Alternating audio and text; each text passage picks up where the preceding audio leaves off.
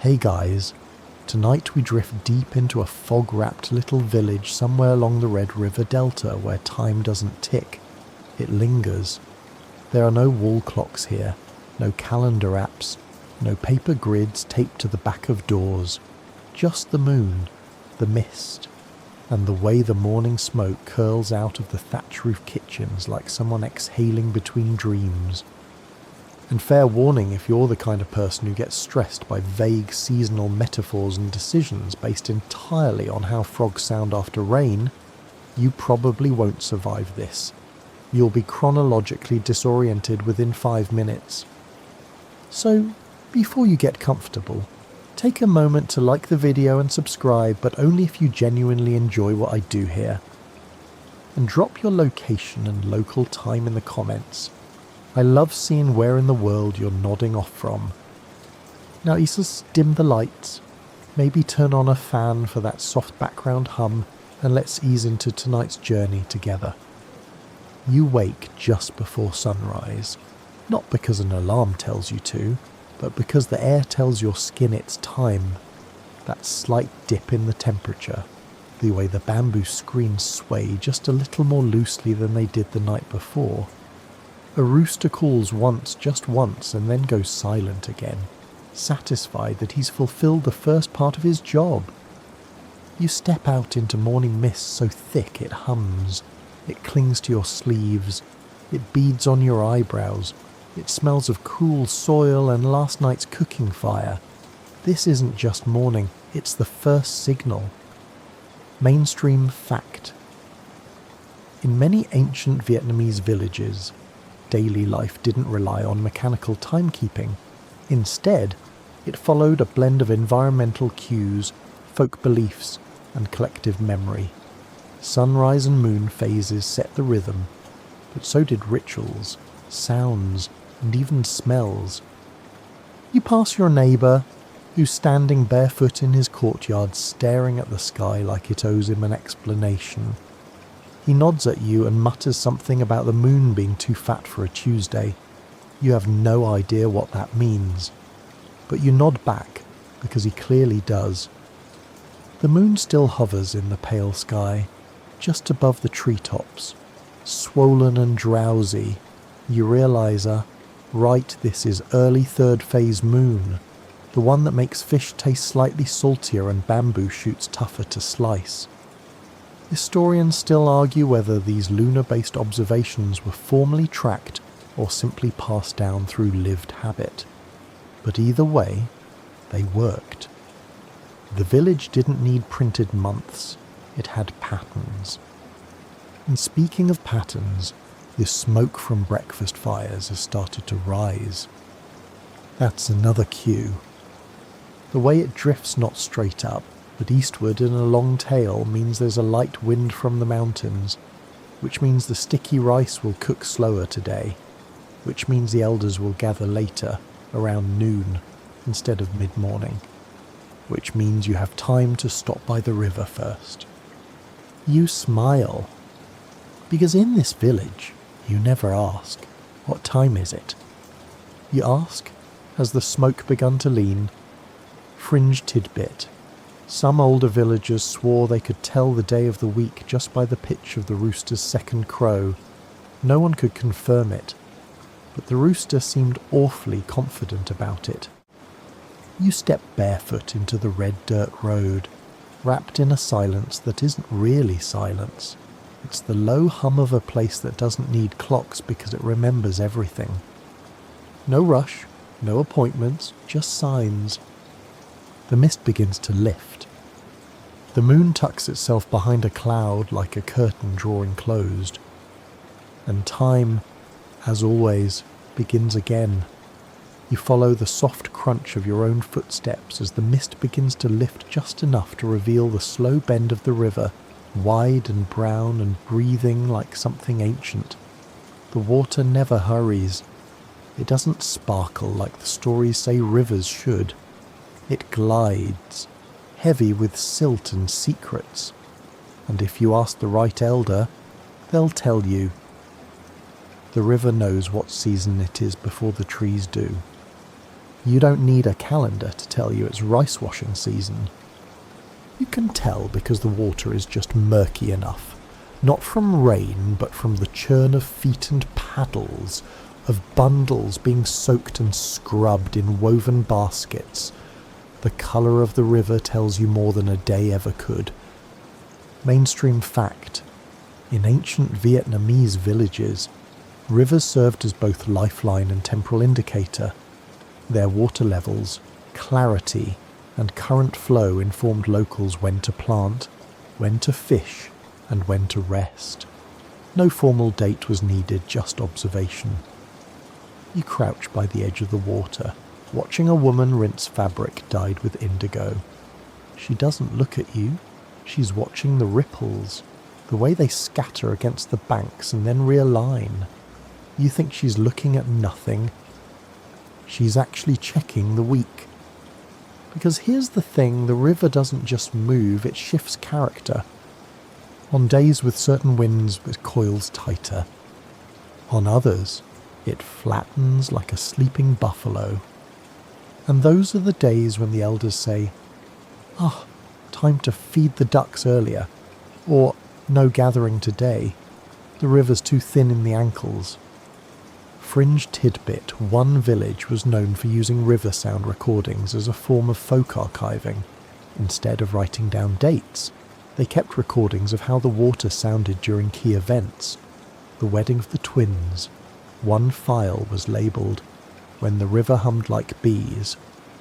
A boat slides past nothing more than a few planks lashed with string, carrying baskets of jackfruit and dried fish. The oarsman nods at you without speaking.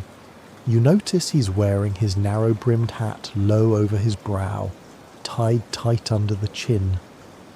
That means the southern wind is coming today, probably by late afternoon, which means the tide will shift around sunset, which means the shrine keepers will close early.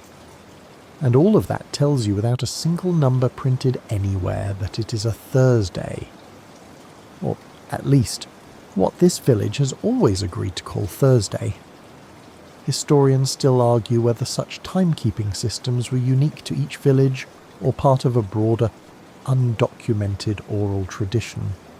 Some say these patterns were standardized across regions. Others insist each village read its world like a personal horoscope written by moss and frogs. You lean forward and let the edge of the river wet your fingers. It's warm, which means the sun is climbing already. You can't see it yet, but the heat curling off the water is enough to tell you that the first batch of steamed rice should be ready by the time you return.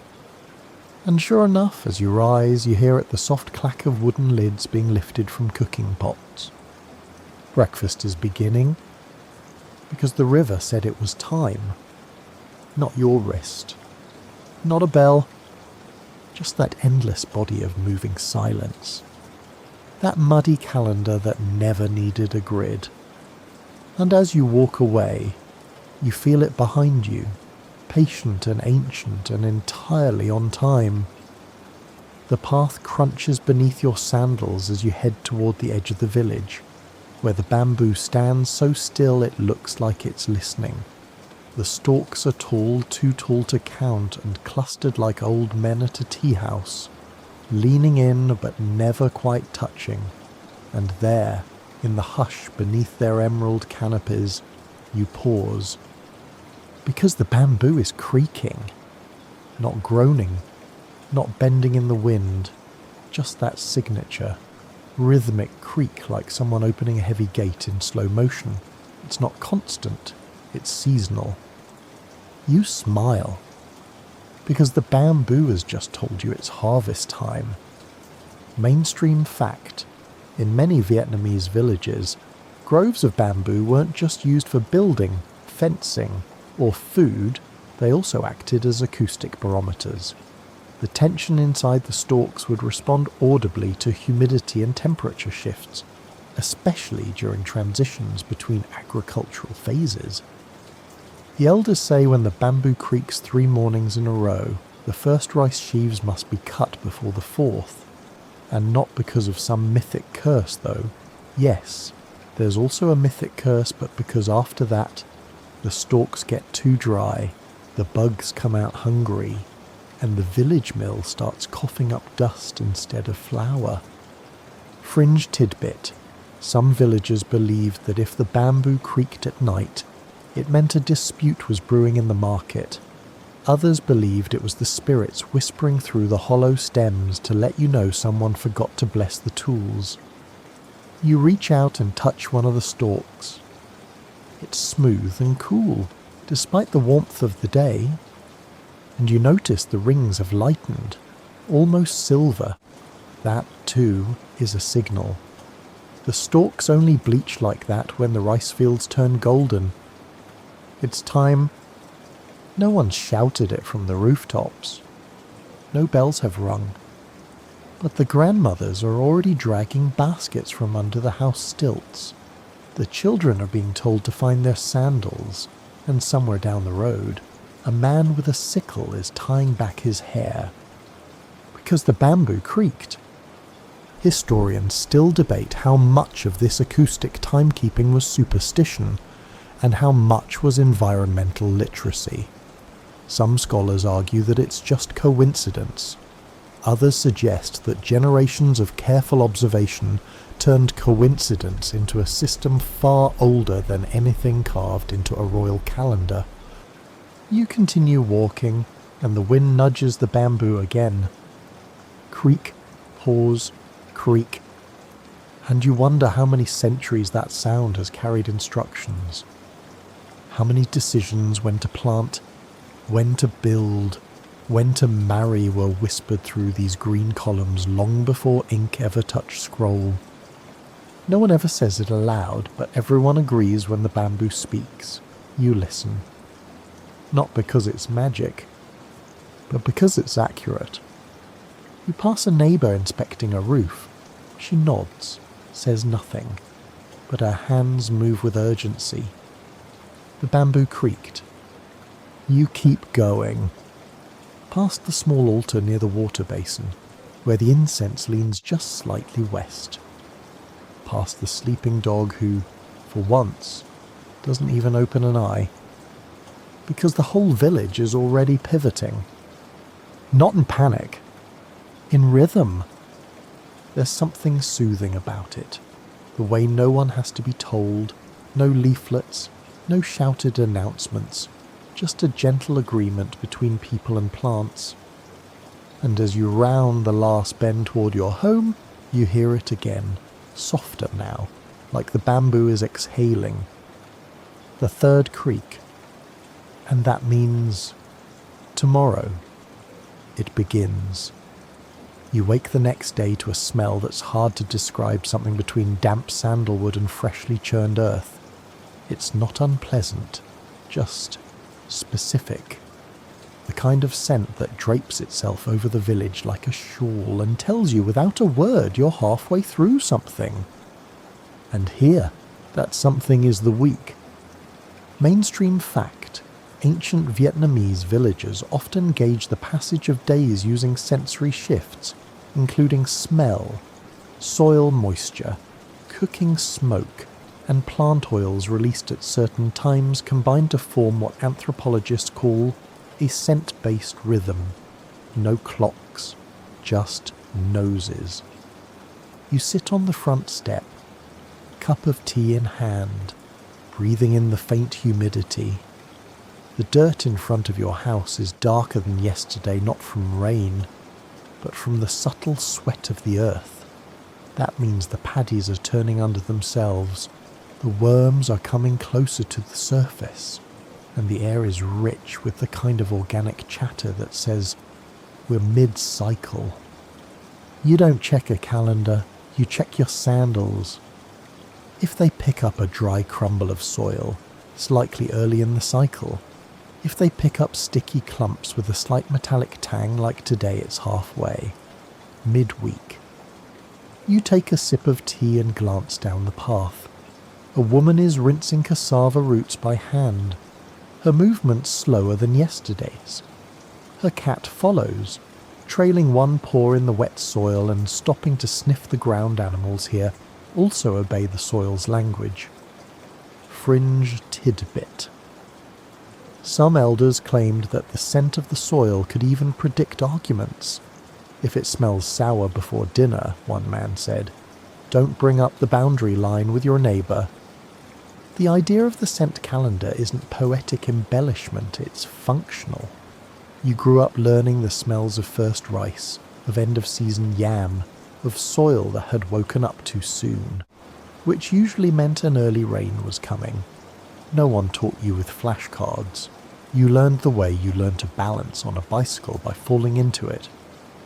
Historians still argue whether these scent-based traditions were structured or just instinctual.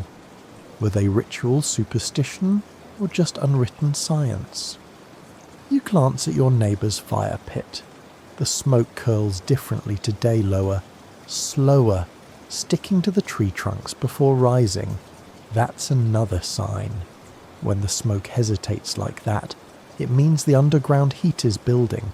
It's time to air out the grain baskets or mould will settle by evening. You make a note to do that. With your nose. Not your planner. Because in this village, no one ever says Wednesday. They say it smells like mid-soil. You pass by the shrine on your way to the paddies. The incense from yesterday has melted into the earth and left a faint resinous trace, like pine and pepper. The old monk who tends the shrine doesn't even look up. He just mutters, the soil's sticky today. Don't harvest the low rows. You nod, because he's right. He's always right when he says that. Fringe tidbit. Some travelling scholars tried to disprove the village's soil scent calendar, but every time they tried to conduct an experiment, the locals gave them such accurate predictions that one scholar reportedly abandoned his notes and became a rice farmer. You pause at the edge of a flooded field. Dragonflies hover low, skimming the surface with their wings angled downward. Another smell reaches you, this one warm and mineral rich, like rust in a cooking pot. Late afternoon rain. You'd bet your lunch on it. But you don't panic. You've already adjusted. Because when you live in a village like this, time isn't measured in minutes. It's steeped, infused, smelled before it's seen. And on days like this, the earth speaks loudest. You just have to breathe it in. The frogs start early tonight. Not the occasional lazy croak you hear on damp evenings, but a full-throated amphibian opera. 1 minute it's quiet, and the next it's like the fields have decided to host a concert for mud and moonlight. You sit up from your mat and listen, because this is not just noise. This is a message. Mainstream fact. Ancient Vietnamese villages often used animal behaviours, especially sound, to keep track of time and seasons. Frogs, cicadas, and even crickets were seen as auditory indicators of everything from crop readiness to festival timing. You open the door to your stilted house and step out into the soft night air. The sound is coming from the western paddies. That means the frogs there are swelling with fresh water, probably a runoff from the hills. That means more mosquitoes tomorrow, which means it's the third night of the wet wave. It's not on any paper calendar, but the villagers know it as the time when certain herbs should be harvested and left to dry before sunrise, or else they'll mould.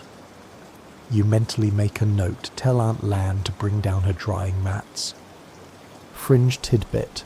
There's a long-held belief that if the frogs stop suddenly after 3 consecutive nights of singing, someone is about to propose marriage. No one knows why, but statistically, it's weirdly accurate. You walk toward the edge of the village where the frogs are loudest. Along the way, you hear a second layer of rhythm join the chorus. Click, click, click, the sound of cicadas warming up in the mango trees. If frogs are the village's night bell, cicadas are the hour markers. You pause under the tree and count. 12 clicks per cycle, which means the moon has passed the high mark, which means it's now the traditional night middle, when grandmothers get up quietly and sip warm tea and definitely talk to ghosts. You keep walking, and somewhere to your left, a rooster lets out a single confused crow. You stop, because that's not supposed to happen. Historians still debate the phenomenon of false crows, roosters crowing outside their usual pre-dawn patterns. Some claim it was a reaction to barometric pressure, others say it was social contagion among roosters seriously. But in villages like yours, a rogue crow means tomorrow will be early. You glance at the sky. The moon is crooked, one of those uneven crescents that looks like it's trying not to laugh. The frogs grow louder, a breeze picks up, and you realise it, yes. Tomorrow's market will begin before sunrise. Because the animals already voted. You hear another rooster crow, this time farther off, and someone from across the fields calls out, "Make sure your baskets are tied," which is code for "the buyers will come early. Don't get caught sipping tea when you should be counting beans." Fringe tidbit. Some elders could distinguish individual frog species by pitch, and use them to determine which corner of the fields needed drainage. One famously fussy herbalist was nicknamed Three Frog Min for his habit of checking frogs before writing anything on his almanac scroll. You start walking back, but slower now, because the sounds are everywhere and they're layered. Frogs for the season, cicadas for the hour, a lone rooster to rattle the schedule, and deep in the night air, the faint pat-pat of someone's sandals running, probably to wake a sleepy cousin who forgot to soak the soybeans. You don't rush. You don't worry. Because in this village, you're not ruled by seconds or numbers. You're ruled by rhythm. And rhythm doesn't need batteries. It needs ears. So you head back to your house, crawl under the mosquito net, and listen. The frogs don't stop. The cicadas slow. And the night tells you, gently, what time it is. At the first sliver of dawn, you hear the unmistakable creak of an old back stretching somewhere across the lane, followed by the shuffle of slippers and a sigh that's probably older than the village itself. It's Grandma Nan. She's already outside, already holding a cup of tea so hot it's more steam than liquid, and already grumbling softly about the humidity in her ankles. Which, as you've learned, means rain in 3 days. Mainstream fact. In many traditional Vietnamese communities, elders were treated not just as respected figures, but as living seasonal instruments. Their physical sensations, joint stiffness, toothaches, sinus pressure were used to forecast environmental changes with surprising accuracy. You join her, bowing slightly, and sit down on the low bamboo stool beside her. She doesn't look at you. She's busy eyeing the horizon like it just said something rude. Finally, she mutters, "The clouds are sitting funny, just like before the peach harvest of '62. Which, by the way, this was legendary. She taps her knee and clicks her tongue twice, something between a complaint and a weather bulletin, and you know the meaning the rains will come, but not all at once. Probably scattered, probably inconvenient. Fringe tidbit. One grandmother in a neighbouring village was nicknamed Creaky Oracle because every time her left shoulder popped, the price of fish in the market mysteriously dropped. The local boys eventually began betting on her joints. Grandma Nan shifts her weight and lifts her other foot, examining the calloused arch like it holds a barometer. Then she announces, "My heel's too cold, we'll need to pull the rice early." That seals it. The news will travel fast through gestures, through tea, through the invisible current that binds a place where conversation replaces clockwork. Historians still argue whether these so-called body calendars were superstition or learned pattern recognition. But there's enough anecdotal data to suggest that when old bones groaned in a certain way, people changed their plans. You glance down at your own hands, still smooth, still young. But one day, you'll feel the twinge in your knuckles and know what to do. Grandma Nan sips her tea and mutters about how the earth's been too itchy lately, another phrase that somehow means the ants have been rebuilding their mounds, which means the underground water is shifting, which means the snakes will move soon. And when the snakes move, you don't till the lower rows of the field. You just don't.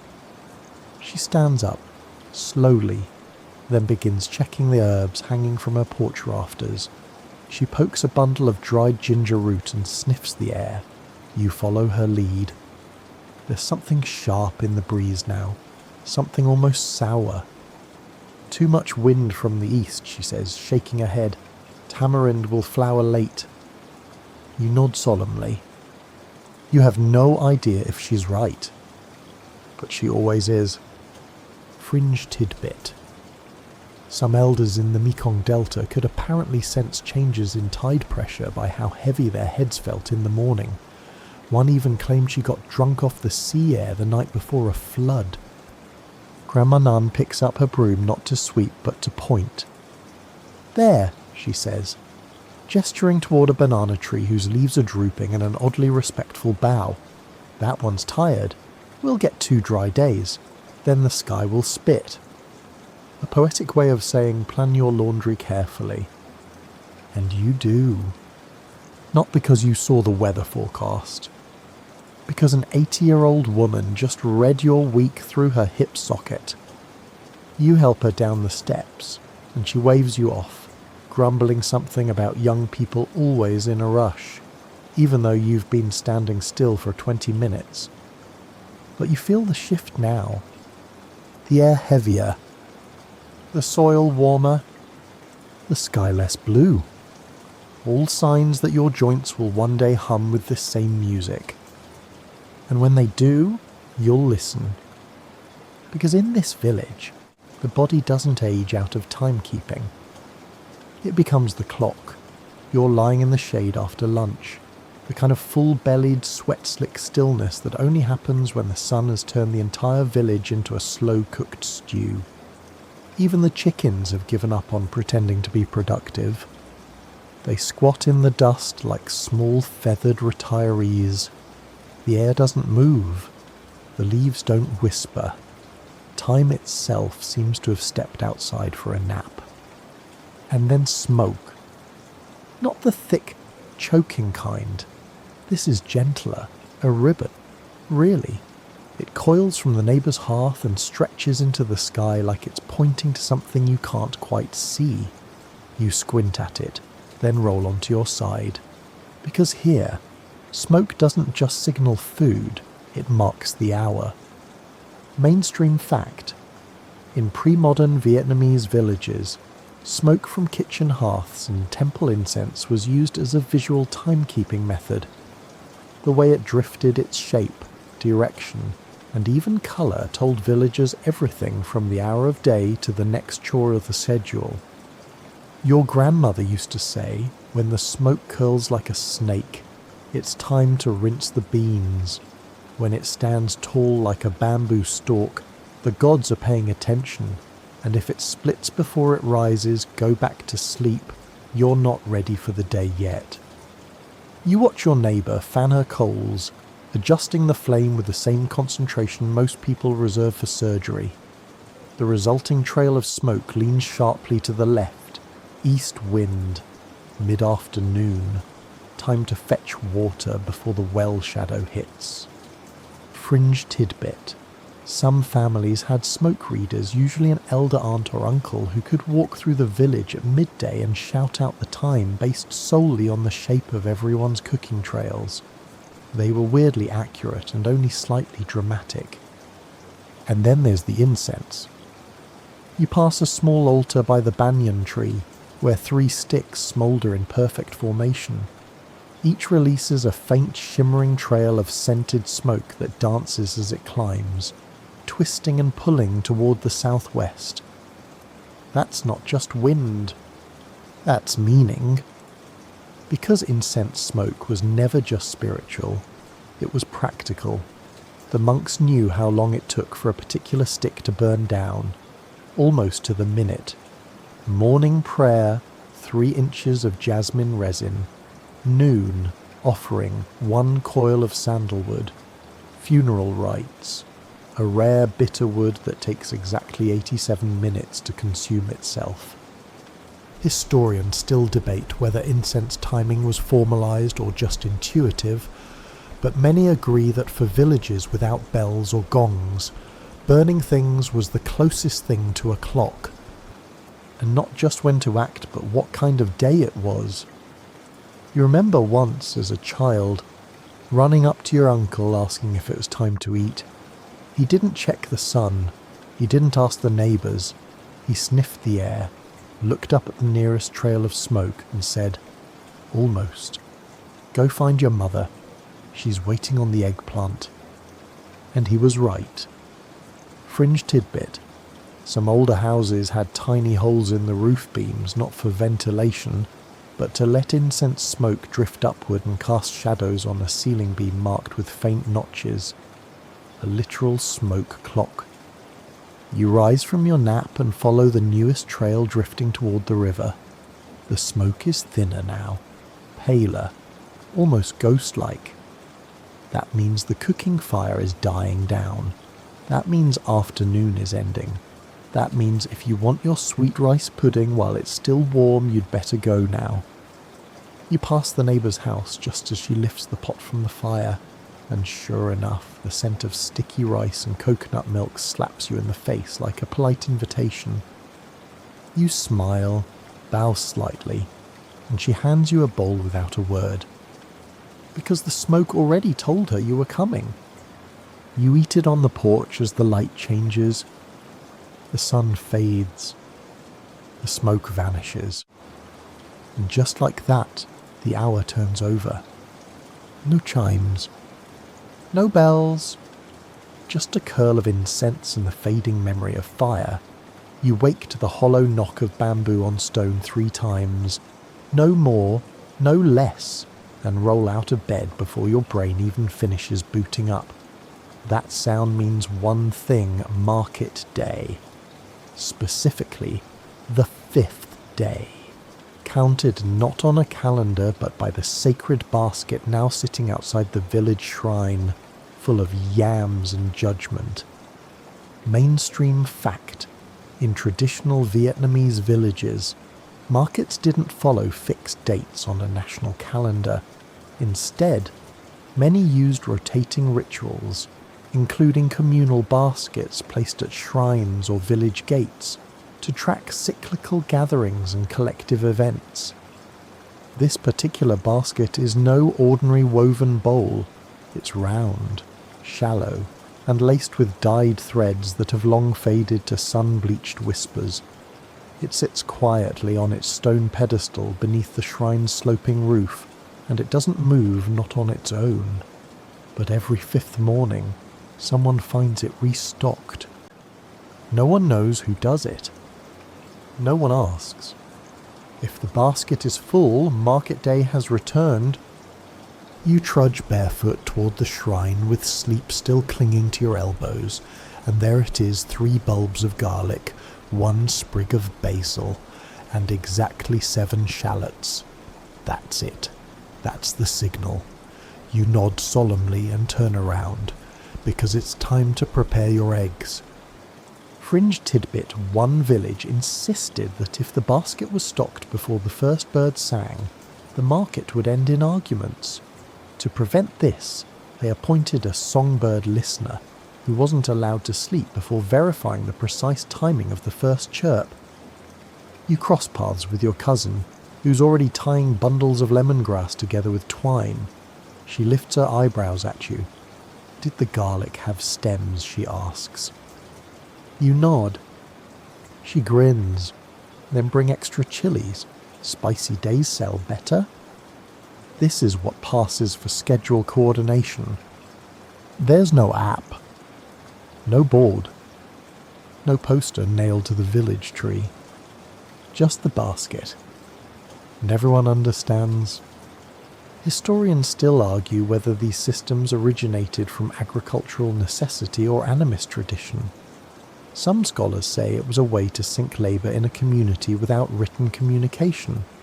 Others believe it was a form of seasonal worship disguised as logistics. You enter your house and start gathering duck eggs into a straw-lined crate. You add a small jar of fermented tofu and a bundle of pickled bamboo shoots. Your aunt, already combing her hair in the corner, doesn't look up when she says, "Don't bring the fish. The wind came from the north last night. They'll taste like the river." You don't argue, because she's right. And because if you bring stinky fish to the 5th day market, you'll be shamed for a month. You walk toward the centre of the village, where stalls are being unfolded like lazy origami, bamboo mats, rickety tables, hanging scarves that dance in the breeze. A child is already chewing on a sugarcane stalk the length of his arm. 2 grandmothers are pretending not to haggle over rice prices while absolutely haggling over rice prices. And above it all the basket remains. Now empty, its contents claimed, its message delivered. Fringe tidbit. Some villagers believed that a single red chili left in the basket meant a warning that someone was cheating in the market or failing to pay shrine dues. The last time it happened, a fish vendor disappeared for 2 weeks. He returned with an apology and a goat. You set up your crate and nod to the vendors on either side. No one needs to introduce themselves. No one says, "Wow, can you believe it's been 5 days already?" Because everyone knows. The rhythm is set not by numbers, but by repetition, by motion, by shared silence and a basket that fills itself while no one is looking. You make your first sale just as the sun tips into the sky, and your customer smiles at you like this is just another Tuesday. It's not. But also it is, because the basket says so. And here, that's all the confirmation anyone needs. The sun is starting to yawn its way toward the western treetops, stretching long shadows across the dirt road that curves behind the shrine. You're walking home, your basket lighter, your pockets heavier, and the sky painted in that syrupy gold that makes everything feel like it's being remembered before it's even finished. You pause at your door and glance to the east-facing wall of your house, the lantern wall. That's not what anyone calls it out loud, but that's what it is. Every evening, just as the day exhales, this wall becomes your own personal, improvised clock. Mainstream fact. In pre-modern Vietnamese homes, the shape and direction of shadows cast by lanterns at dusk were sometimes used as informal time markers. The placement of paper lanterns and the angle of their glow helped villagers determine when to eat, pray, or rest. You light the lantern just as your mother did, just as your grandmother did before her. It's small and round, made from oiled rice paper and reeds. The flame inside is lazy, flickering with the unbothered confidence of something that knows exactly where it belongs. You hang it from the nail that was hammered into place long before you were born. Same height, same spot, and then you wait. As the flame steadies, it throws a warm oval of light against the wall. Right now, the shadow arcs sharply downward, curving like a sleeping dragon's tail. That means it's the 2nd hour before full nightfall, just enough time to finish dinner, sweep the walkway, and decide if you're going to bathe or pretend you already did. Fringe tidbit. Some elders claim that if your lantern cast a shadow that touched the edge of your rice bin, it meant your week would be prosperous. If it landed on your broom instead, you were overdue for a difficult conversation. One uncle solved this by moving his broom every night. You head inside and start preparing your evening meal. The oil sizzles in the pan, and the fish sauce fills the room like a spicy memory. Through the window, the lantern's glow stays constant. You glance out every few minutes, not because you're worried, but because the shadow is shifting. As it moves, it flattens. Soon it will rest low and wide like a stretched scroll. That's your cue time to lay the mats out. You call to your sister. She appears already holding the teacups. No one spoke of timing. No one had to. Historians still debate whether lantern shadow timekeeping was formal practice, or just a lucky coincidence of architecture and routine. But in some families, it was as structured as any mechanical clock lantern, lit at the same height, same wall, same time every evening. If you deviated, the day felt off. You eat slowly. You drink tea even slower. And all the while, the glow on the wall tells you how much evening is left. The light begins to bend. The edges soften. And then, just as the sky turns from orange to a velvet grey, the lantern shadow vanishes entirely. That's the signal. Not that it's bedtime, but that the day is closed. No more bartering. No more chores. Just crickets, stars, and the quiet hum of neighbours closing their own doors. Fringe tidbit one wandering monk once said he could tell the time in any house by asking to see where the lantern was hung. He could guess the hour by the shape of the nail-hole stains. He never stayed in one place more than a week. You step outside for one last breath of air before sleep. The lantern still burns, but softer now, more whisper than glow. It no longer casts time. Now, it just keeps you company. You take it down, gently, and carry it to its place beside your mat. Because here you don't count hours. You watch them fade. You wake before the light does, not because anything startles you, but because something inside you quietly decides now. You sit up slowly, blankets sliding from your shoulders like old rice husks, and feel it even before you look outside. The air is different. There's a stillness you can't quite explain. The frogs are quieter. The cicadas haven't warmed up yet. Even the dogs are pretending to be statues. It's not silence, it's anticipation. And that can mean only one thing: the rice is about to bloom. Mainstream fact: in traditional Vietnamese farming communities, the growth phases of rice paddies served as the most important markers of time, eclipsing calendars entirely. The entire year was structured around rice, its planting, tending, blooming, and harvesting. You step outside and gaze at the fields. The paddies shimmer under a thin skin of water, barely rippling, and the stalks are straight-backed and alert.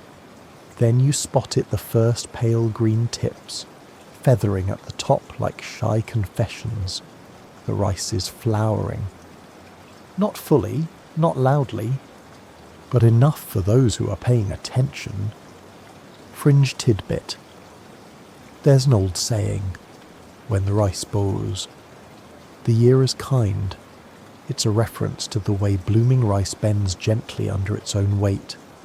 Villagers could predict the next season's luck based on how low the rice leaned by morning mist.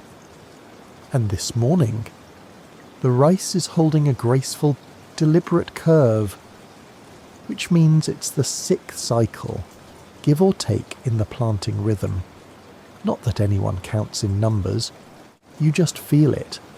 The same way you can tell when a pot is about to boil just by the sound it makes, or when your friend is about to sneeze just by how their eyes look.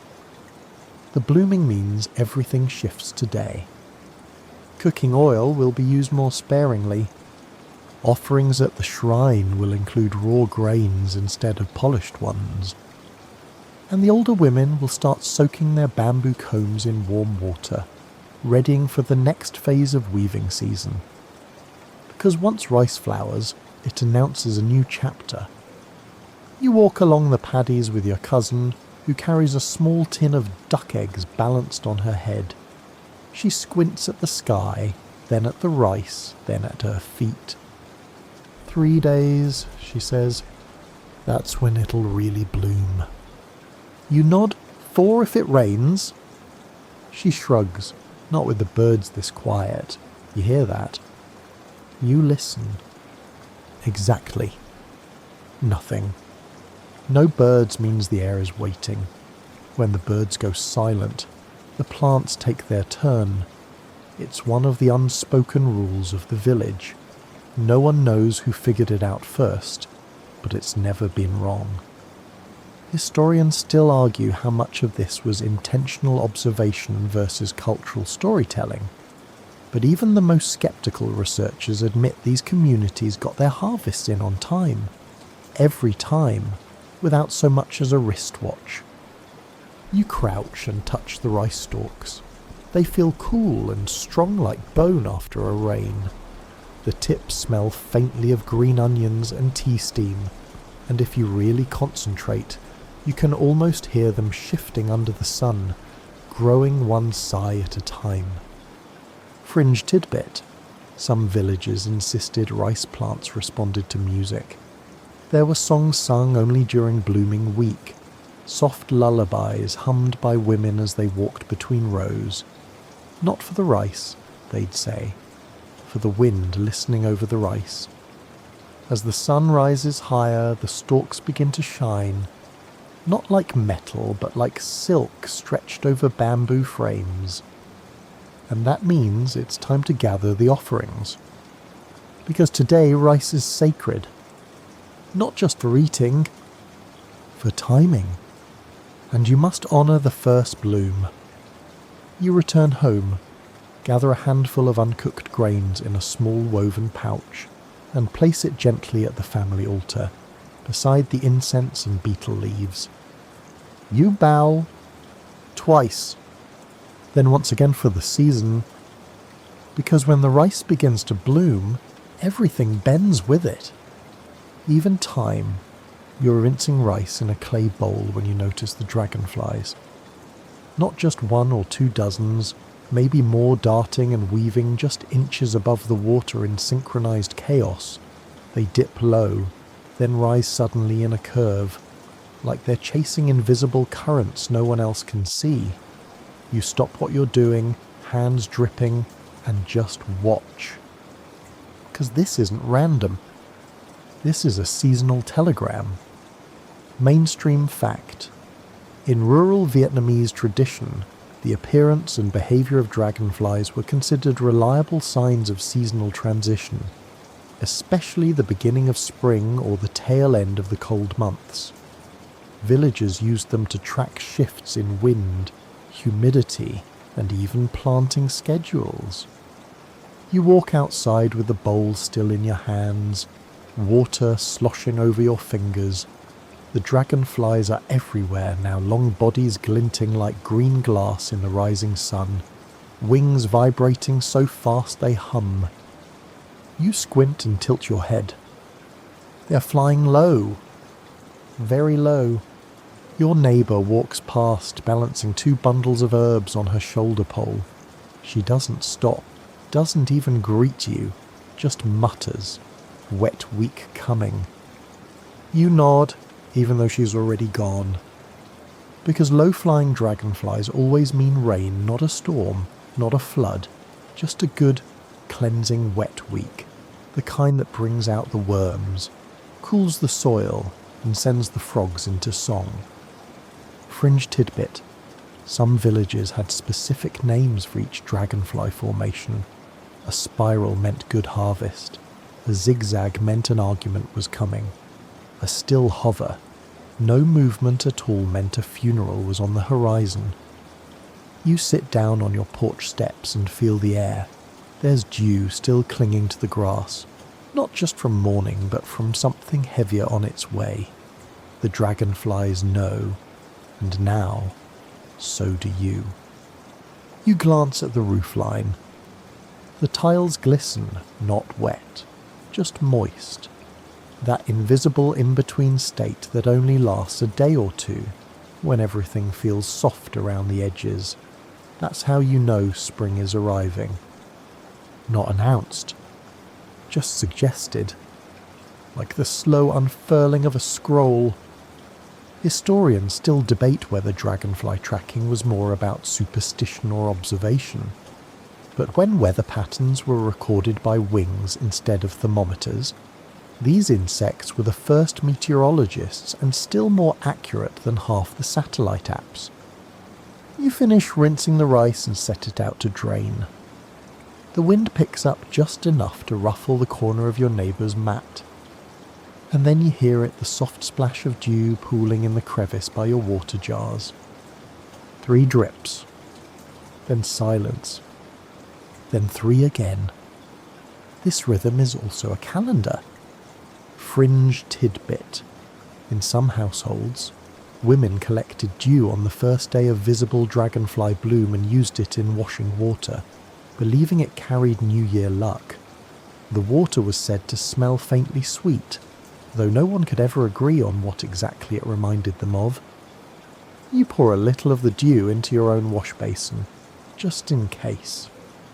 Not because you're superstitious, just because you're attentive. And in a place like this, that's the same thing. A rooster crows once, sleepily. The dragonflies rise higher. And just like that, you know spring has tipped over from theory to fact. No festival, no temple gone. Just wings and water and the kind of morning that whispers its arrival. You return inside to light incense at the altar. Because today isn't just any day. It's the first real breath of the new season.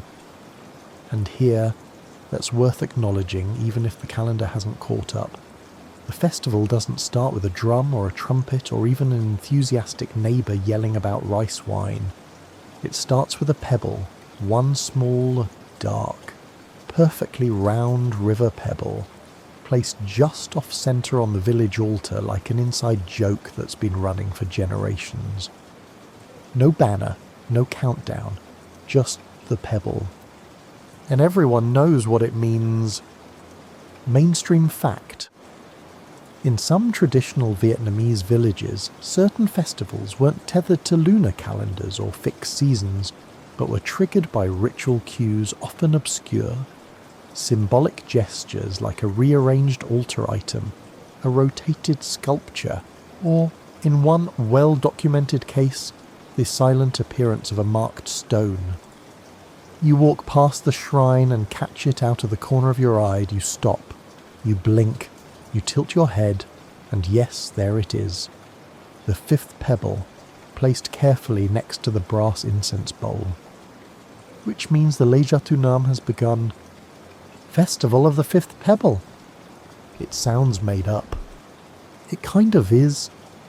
And yet, it's real. Fringe tidbit. In one village near the Central Highlands, this pebble-based ritual was so secretive that not even the local magistrate knew who placed the stone. Every year he tried to find out. Every year, the pebble beat him to the altar. No one can explain what the festival celebrates. It's not a harvest. It's not a birthday. It's not tied to any moon phase anyone can trace. But when the pebble appears, the rules change. Children are allowed to skip their chores, but only until noon. Elders get the best tea first. And no shoes are to be worn while walking past the bamboo grove until the sun sets. You think that last one was made up by Grandma Zhao, but no one wants to test it. You step into the market square and find it already transforming. Someone has painted spirals on the stone bench. Someone else has filled a woven tray with exactly 9 bananas, one of which is suspiciously smaller than the others. That's part of the ritual too. It's the mischief day. Fringe tidbit. According to tradition, if you're caught working on the festival of the fifth pebble, you owe the altar one story, not a sacrifice. Just a story told out loud to a listening rock at dusk. You head back home, passing kids who are running sideways in a circle, possibly for fun, possibly because someone told them that's how the spirits laugh. It's not in any scroll. It's not even in village memory in the normal sense. But it's in the pebble, which has appeared on the altar for as long as anyone can remember. You find your uncle carving a radish into something vaguely bird-like. He glances at you. Pebble showed up. You nod. He grins. Well, guess I'm not fixing the fence today. You sit together in the shade, watching the day unfold like a slow fan. People bring bowls of sticky rice. Some bring ginger candy. Some bring folded paper fish and pretend not to care who's watching. No one says happy holiday. No one announces a ceremony. But everyone is smiling a little differently, walking a little slower, eyes darting toward the altar now and then just to check. The sun begins to dip, and just before it vanishes, the pebble is gone. Not taken, just gone. Everyone sees it. No one says anything. That's part of the ritual too. Because once the fifth pebble disappears, the next week begins. Not Monday, not Sunday. Just after the pebble, you light a small lantern, place it by your doorway and sit beside it. Tomorrow will feel normal again. But for today, you belong to something old, something quiet, something that told time not by numbers but by stone. Just before dawn, you hear it a low, breathy snort from somewhere near the riverbank. Then a pause. Then the unmistakable squelch of heavy hooves in mud. You don't sit up yet. You already know what this means. The wandering buffalo has returned. Mainstream fact. In various Vietnamese rural traditions, it was common for semi-wild buffalo to roam freely through fields and forests during parts of the year. Their return to the village often marked a seasonal shift, particularly the end of late summer and the beginning of the pre-harvest cycle. You shuffle out from under your mat, stretch one arm overhead, and squint through the window. There it is, a massive, muddy, slow-moving beast standing near the banana trees like it owns the place, which, to be fair, it kind of does. Its hide is streaked with dried river sediment. A dragonfly hitches a ride on its back. Fringe tidbit. Some villagers believe that if the buffalo returned before the 7th morning mist, the harvest would come early. If it arrived late, you were supposed to blame the blacksmith. No one remembers why. Just blame the blacksmith. You open the door just as 3 kids sprint past barefoot, yelling, "Ong bo vey, ong bo vey. Uncle Buffalo is back." You watch as they pelt toward the creature with offerings, 1 stalk of sugar cane, a bundle of banana leaves, and a lopsided straw hat. The buffalo accepts these tributes with total indifference. You smile, because this isn't just a wandering animal. It's a calendar event. The village has waited for this exact moment without talking about it, without planning for it, and yet, now that it's here, everyone knows what to do. The old men gather near the water jug outside the tea house. One mutters, "His left horn's more crooked this year." Another squints and replies, "Means a windy harvest. Hope your roof tiles are still tied." Historians still argue whether these buffalo traditions stem from agricultural necessity or symbolic storytelling. Was the return of the buffalo an actual environmental cue, or just a memorable coincidence? Either way, it worked. because within the hour, the entire rhythm of the village shifts. Women begin pulling sacks of rice husks from storage. The potter lays out new jugs to sun-dry. The school teacher announces that afternoon classes are cancelled for observation of bovine phenomenon. You grab your basket and head to the small communal garden, where your cousin is already trimming lemongrass. She sees you and says, without looking up, "Did you see the mud on his tail? We've got 5 dry days left. Maybe 6. You nod, because she's probably right. Fringe tidbit. Some villages tied strips of dyed fabric to the returning buffalo's tail, then read the way they dried over the next few hours like windsocks predicting everything from rainfall to relationship gossip. Back in the square, someone starts humming the old buffalo song. It doesn't have words, just a lulling melody with too many hums and not enough tune. It's only sung today. The buffalo wanders toward the rice paddies. No one tries to stop it. It walks like something from a dream that accidentally wandered into a Tuesday. By dusk, it's already vanished again, probably off to some thicket or river bend known only to creatures with no clocks. But its message has landed. Preparations begin. Tools are checked. Altars are swept. And you find yourself folding small banana leaf packets of sweet rice, even though no one asked you to. Because the buffalo has returned, which means the season is tilting forward. No one rings a bell. No one shouts it from the rooftops. But everyone agrees, in that silent, shared language older than handwriting.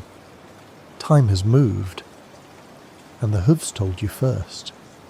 You're halfway through tying your bundles of lemongrass when you notice something strange: silence. Not the natural hush of early morning or the stillness of a hot afternoon. This is different. It's a kind of pause, like the village is holding its breath. You pause too. Something's missing. And then it hits you. The weaving hut is quiet. Mainstream fact. In many Vietnamese villages, textile production followed a seasonal rhythm. Weaving was more than craft, it was timekeeping. The sounds of spinning wheels, clicking looms, and swishing reed shuttles told villagers not just where they were, but when they were in the year. You put down the lemongrass and make your way toward the hut, tucked behind a line of papaya trees. Normally, it's alive by now. The thunk of the looms, a reliable beat in the morning soundtrack. A dozen women bent over fabric, feet tapping like they're keeping time for the entire village. But today, nothing. Not a single creak. Not a thread pulled. You step inside. The looms are resting still upright, threads in place, tools hung neatly, but the air has that feeling of being done, like a playhouse after the show. Lights dimmed, but costumes still draped over chairs. Fringe tidbit, one elder claimed he could tell the time of year with his eyes closed, just by counting how many looms were working. More than 7 late spring, less than 3 monsoon preparation. None. Either the rice is in bloom or someone died. In this case, it's neither. It's just time to stop weaving. Everyone knows the rule twice a year. The looms go quiet for exactly 6 days, not because of religious ritual, not even to rest, but because during these 6 days the threads shift. That's what the weavers say. The humidity changes. The fibres swell just enough to throw off the rhythm. Even the best weaver can't make a clean edge in those days. You end up with cloth that curls, patterns that blur, edges that seem uncertain. So instead of fighting the thread, they rest. And the village listens. Historians still debate whether this break was originally a practical adjustment or something more mystical. The oral tradition insists it came from observation, trial and error woven into folklore. but some argue it served a deeper social function to mark the soft turn of the year. You step outside and feel it now too. The air has that liminal quality, warmer in the shade, cooler in the sun. The wind doesn't know where it's going. Your feet leave prints in the dust, but they fade faster than usual. The looms are quiet because the world is relining. Your aunt passes you with a basket of freshly cut areca leaves. She doesn't stop, just says, "Don't sew today. It won't hold." She means it. Sljam, fringe tidbit. Some villages had a thread whisperer, a woman whose job was to inspect the fabric each day and determine if the threads were behaving. On the first day of thread refusal, she'd hang a red sash in the doorway of the weaving hut. That was the only signal they needed. You sit for a while beside the silent hut. It's strange, hearing everything except weaving. The birds sound louder. The frogs bolder. Even your own breath feels too present. But that's the point.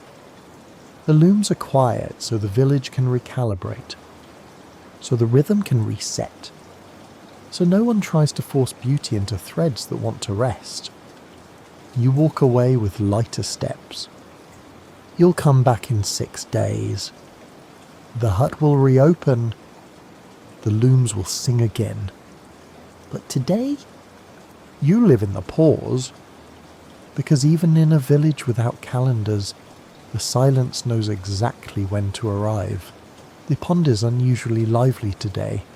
You notice it first as a distant splash, then another, until it sounds like someone's tossing small stones into the water in a slow, playful rhythm. But when you arrive at the edge, there are no stones, no mischief-making children. Just fish, jumping repeatedly and precisely. Mainstream fact. In ancient Vietnamese villages, fish behaviour, particularly that of native species like carp and snakehead, was used to mark transitional weeks between dry and wet seasons. Their sudden, synchronised movements were treated as reliable time signals. You crouch by the water, elbows on knees, watching as one silvery back arcs out of the surface and lands with a splash that sends rings across the pond. A second follows, then a third. Not frantic, not random. Measured. Like they're keeping score. Fringe tidbit local legend holds that these fish are calendar spirits. They surface every year, during the same 2-week window, to confirm that the world is still spinning properly. No one knows how they tell time. No one questions it. You shade your eyes from the sun, which now hangs in the sky like an overcooked egg. The light glints off the pond in flecks of gold. You count 10 jumps in 3 minutes. That's right on schedule. This is the week of fish truth. That's what the elders call it. Not because the fish are telling you anything, but because they won't lie to the sky. If they jump, the season is turning. If they don't, something is stuck. People get nervous. Chores get rearranged. Pregnant women postpone travel. The weavers won't touch yellow dye. You sit beside an old fisherman who already beat you to the pond. He doesn't greet you, just points with his chin toward the water. See how the second jump breaks left, he asks. That means early wind. Wrap your baskets tighter. You nod solemnly. He chews a betel nut and adds, "They're early this year." You look at the fish. They don't look early. They look right on time. Historians still debate the accuracy of these observations. Some say it's environmental alignment, temperature, pressure, humidity. Others believe the timing of fish activity was simply woven into the collective expectation. Either way, the village reacts accordingly. Children are sent to collect lotus stems. Shrines are swept of any offerings made with salt because during Fish Week, nothing salted should be left outside. You turn to the fisherman again. How long do they jump for? He shrugs. Until they don't. That's the answer every year. Fringe tidbit. There's a folk tale about a man who ignored the fish signals and planted his yam too soon.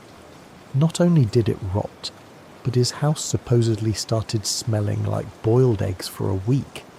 Even now, Yam Nose is still used to mock someone who moved too fast. You sit for a while longer, watching the fish leap and fall, leap and fall.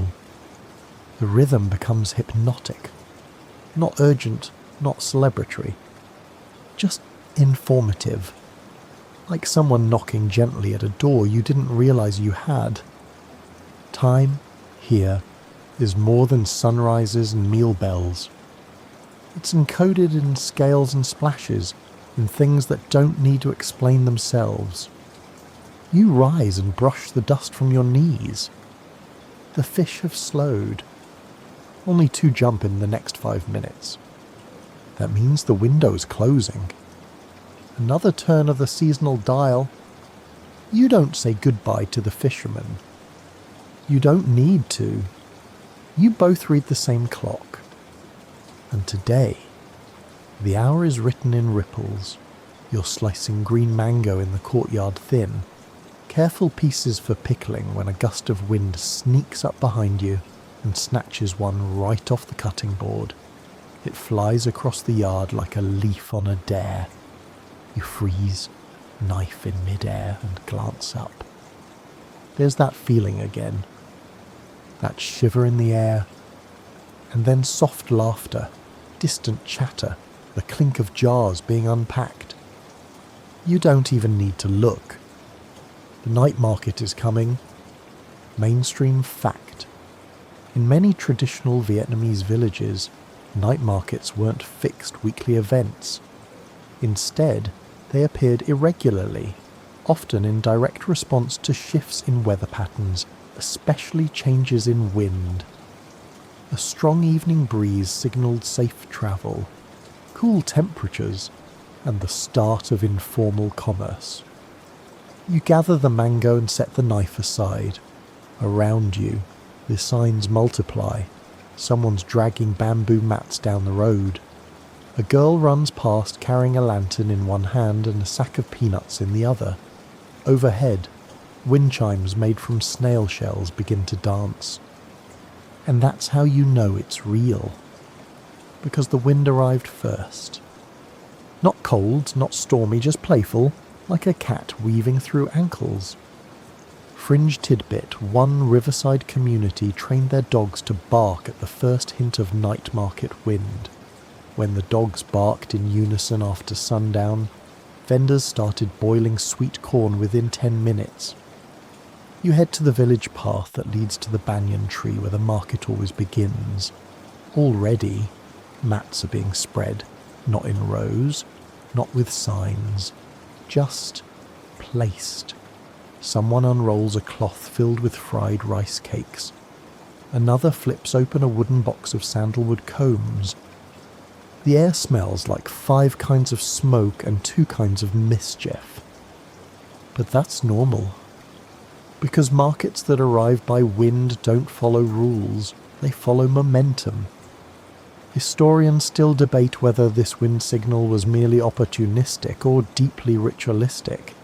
Either way, for generations, these pop-up night markets regulated everything from trade to gossip. When the breeze blew right, things moved.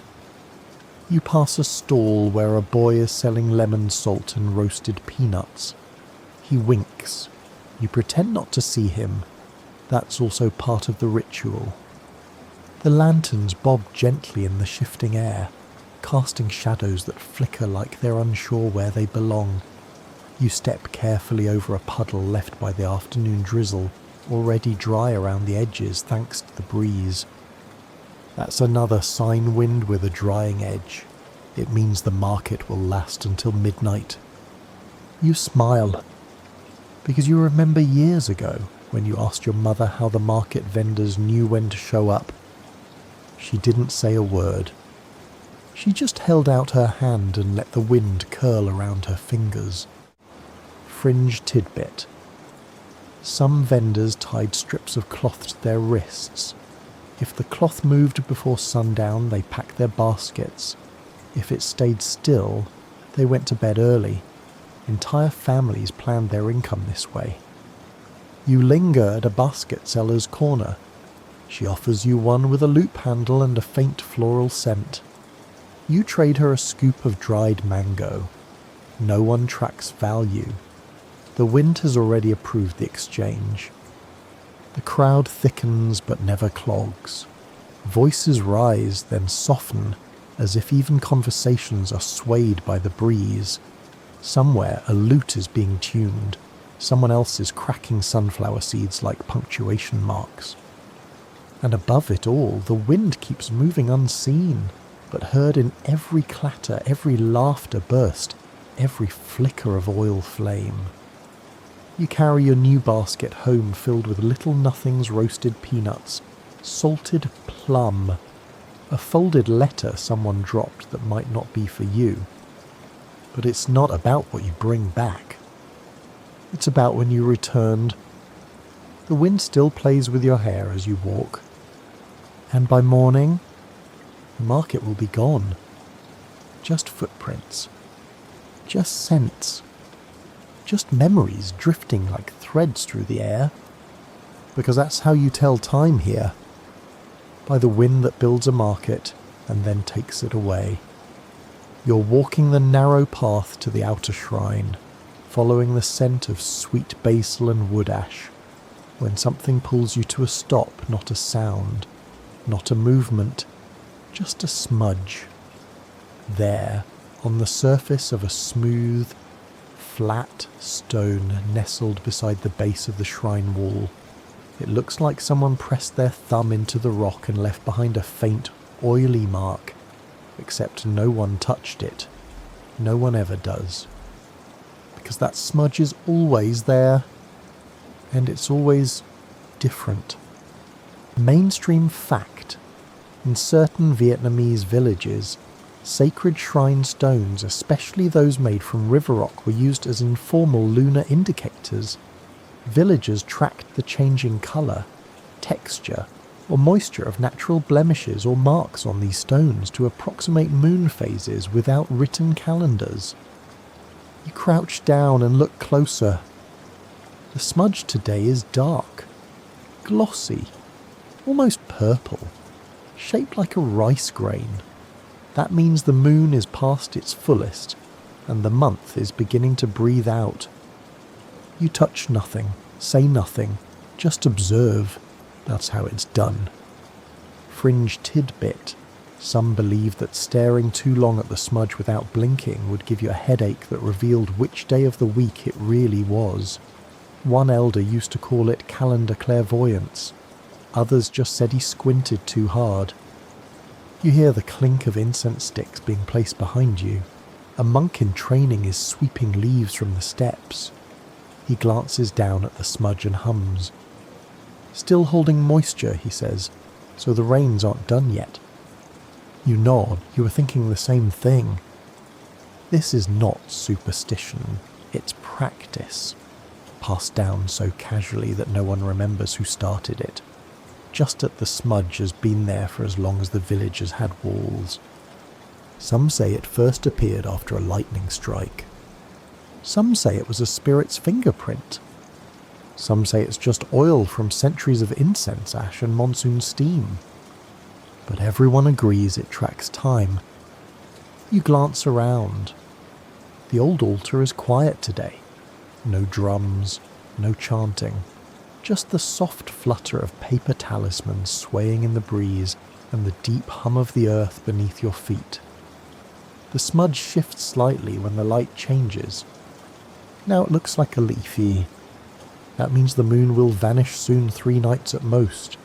Then the new month begins. Which means it's time to clear out old debts, replace the house brooms, and finally throw away the bitter pickles no one's touched since the last rain festival. Historians still debate whether shrine smudge watching was symbolic or scientific, but the consistency of descriptions across centuries and regions suggests a form of observational lunar calibration that was both deeply intuitive and incredibly specific. You linger a bit longer, not because the smudge is beautiful, it isn't. It's small, barely noticeable, but it holds something a silence that feels like it knows more than it should. Fringe tidbit. In some villages, girls about to marry would be led to the smudge to see their season. If the mark looked dull and wide, it meant late harvest wedding. If it looked sharp and bright, they'd marry within 3 moons. Eventually, as the monk finishes his sweeping, the wind dies down, you bow once to the stone out of habit and respect and begin walking home. You don't need to tell anyone what you saw. They'll check for themselves. They'll see the mark. They'll feel the air. And they'll know, as you do, the month is closing. The moon is shrinking. And tomorrow, someone will bring the first of the season's mung beans to soak. Not because a bell rang. Not because a paper said so. Because the stone did. You're sitting under the tamarind tree shelling peanuts when a stranger walks by, basket in hand, and asks what day it is. You blink, hesitate, then laugh, not because you don't know, but because in this village, that's the wrong question. There is no Wednesday, no August 3rd, there is after the 5th pebble, there's before the 3rd frog chorus, there is the morning when the moon stopped laughing. And now that you think about it, no one here has said the word calendar in years. Mainstream fact. Many ancient Vietnamese villages relied so fully on environmental cues, cyclical rituals, and oral timekeeping systems that the concept of a fixed written calendar became unnecessary. Time was local, relational, and deeply embodied. You offer the stranger some tea and wave towards the courtyard. It's the day after the fish stop jumping, you say. The looms will creak tomorrow. The stranger blinks, halfway amused, halfway confused. You've seen this before. Outsiders come with pockets full of dates and schedules and leave with a forehead full of shrugged wisdom. You used to use calendars, too. You remember being younger, maybe 10, clutching a folded lunar chart someone gave you from the city. You tried using it for 2 weeks. You got soggy in the rain and blew into the river. And no one went after it. Fringe tidbit, one village used to keep a single copy of the national calendar locked inside the shrine, but no one knew who had the key. Eventually, it was repurposed to press flowers. You walk the stranger around the village, naming days not by number, but by feeling. This is the week where the herbs get bitter. That's the day the cats won't nap in the sun. Tomorrow is when the river rises just enough to touch the 3rd step. She listens, she nods, and then she asks, "But how do you know when to celebrate?" You grin. The flowers tell us. And they do. The peach blossoms appear exactly 10 mornings before Tet. The marigolds arrive 3 before that. The wind gets cheeky, the dogs get jumpy, the incense changes colour. The neighbours start borrowing sugar in pairs. No one misses a thing. Historians still argue whether these local systems represent a breakdown of formal chronology, or a more sophisticated kind of temporal literacy, not time as a rigid line, but as a conversation. You show the stranger the smudge on the shrine rock. She asks who drew it. You say, "The sky." You lead her past the bamboo grove. She asks why the weaving hut is still closed. You say, "The threads aren't ready yet." And you realise something as you say it. This village hasn't forgotten calendars. It's outgrown them. They don't measure time here to control it. They notice it, greet it, breathe with it. Fringe tidbit in a quiet fishing village. The elders voted to burn their only remaining calendar during a new moon. They said, it doesn't know our tides. They use the ashes to draw tide markers on the floor of the community hut. You walk the stranger back to the path that leads to the outer road. She thanks you and smiles. She still doesn't know what day it is, but she knows when to plant her next thought. Because time here isn't a number on a page. It's a rice bloom. A fish jump. A drumbeat hiding behind the wind. The low hum begins just before sunrise. At first you think it's insects, maybe frogs again, or one of the neighbours' pots boiling over before breakfast, but no. This sound is deeper, slower, like a heartbeat made from wood and memory. You know that sound. You've always known that sound. It's the drum. Mainstream fact. Many Vietnamese villages used a central ceremonial drum not just for festivals or religious rites, but as a communal timekeeper. The rhythm, volume, and timing of each beat conveyed specific information about the day's progress, upcoming events, or the turning of seasons. You throw on a tunic and step outside. The sky is still the colour of old ash, and the first smoke trails are just starting to rise from the cooking hearths. But the drum is already beating from the communal house. Boom, boom, pause, boom, boom. That rhythm means gather tools, don't till yet. A cloud's coming. Your neighbour hears it too and immediately turns around at the well, bucket still dry. That's the power of this drum. It doesn't ask, it informs. Fringe tidbit.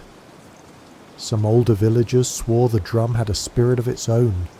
One legend says if you strike it the wrong way on the first full moon after harvest, it remembers and your family's pigs will never fatten. You make your way to the village centre where the drum sits, enormous and round-bellied, its hide stretched smooth and scarred. One man stands beside it, drumstick in hand, listening as much as striking. No one tells him what to play.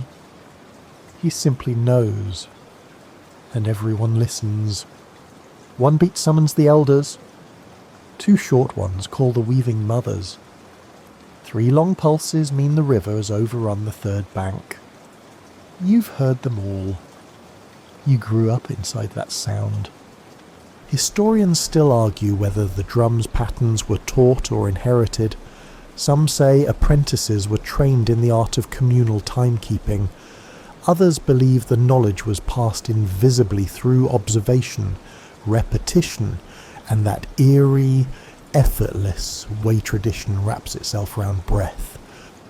You sit near the well and count the next pattern 4 quick taps, followed by a dragging 5th. That one means the rice should be stirred now, not in an hour, not tomorrow. Now. Your cousin hurries past with a basket full of herbs. Did you hear the loop, she asks. You nod. 5th beat was late. She grins. Rain by nightfall. The drum has spoken. And no one doubts it. Fringe tidbit. In some villages, the drum was considered so central that marriages couldn't be official unless it echoed at least once during the ceremony. If it didn't, the couple was encouraged to postpone. By late morning, the beats soften less instruction, more heartbeat. A gentle rhythm that keeps the day from floating off into distraction. And when dusk arrives, it speaks one last time a single deep note, held for longer than seems possible. That's the day's goodnight. Everyone hears it. Everyone understands. You lie in your bed later that night, thinking not about hours or minutes, but about the rhythm that carried you from morning to evening. No one wrote it down. No one asked for proof. But still it held the village together. Because even without calendars, even without bells or clocks. A single drum in the right hands can measure time better than any machine, and just like that, the season has folded itself in half again. You're in the rice field at golden hour, barefoot in the cooling mud, watching the sky melt from mango yellow to dragon fruit pink. There's no ceremony, no signal, but you feel it. Unmistakably, the year is exhaling. This is what the elders call the moment when time falls asleep. Mainstream fact: in rural Vietnamese communities, the slowest, quietest days between planting and harvest weren't wasted, they were cherished. Villagers considered this lull not as downtime, but as a distinct phase of the year, one where nature, work, and even time itself seemed to pause. You sit down in the soft grass beside the paddy, where dragonflies hover like daydreams and the frogs are only half interested in performing. Your hands are still damp from washing taro. The scent of fish sauce lingers in the folds of your sleeves. Somewhere far off, a child is reciting a counting rhyme that doesn't actually count anything.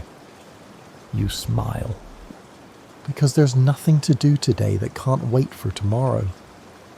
The bamboo doesn't creak. The fish don't jump. The smudge on the shrine rock has faded to a whisper. Even the wind has tucked itself in. This is not emptiness. It's not laziness. It's rest. And it's earned. Fringe tidbit.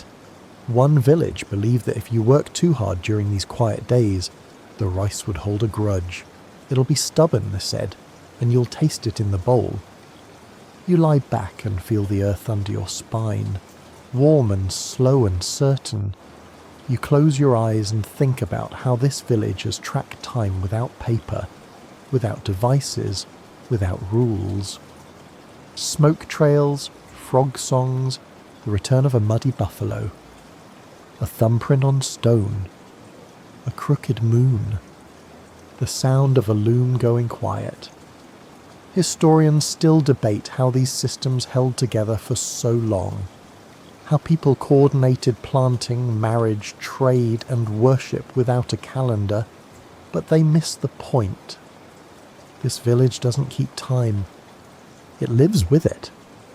Not by seconds, by seasons, not by deadlines, by rhythms. Fringe tidbit. In one mountain village, it's said that time once stopped entirely just for a night when a newborn baby laughed during a lunar eclipse. People woke up the next day not knowing how old they were. The village elders shrugged and said, "Start over, then." And maybe that's what this moment is. A soft reset. A breath before the next turn of the drum. You open your eyes.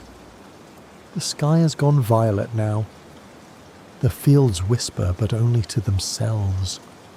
You rise, dust your hands, and walk home slowly, counting not your steps, but the shadows lengthening ahead of you. Because even in this pause, the world continues, quietly, kindly, with no need for numbers, just the knowledge that time is always moving, and sometimes it lets you rest. So now let the day dim around you. Let the fields fade into shadow, the dragonflies settle, the frogs return to their puddles without fanfare. Let the woven rhythms of this village blur at the edges like smoke curling from the last cooking fire. You've walked through a world without calendars. You've watched time counted in wind gusts and fish jumps, in the smell of soil and the silence of looms, in the ripple of river water and the bough of blooming rice. Nothing rushed. Nothing wasted. Every sign carried meaning not in hours and minutes, but in whispers and footsteps and scent. Here you've seen how time was felt, not feared. It came on soft feet. It hummed through the bamboo. It paused to watch the moon. And it told its stories not in ink, but in habit, in the way the villagers knew what to do, when to gather, when to wait, when to rise. Now the lanterns are dimming. The baskets are empty. The wind has nothing left to carry, and neither do you. So rest now. Feel your breath slow to match the tempo of the frogs, the quiet clack of shutters being drawn, the drumbeat of old footsteps fading into night. No more signs to read. No more fish to watch. Only the stillness at the edge of dream. You're right on time.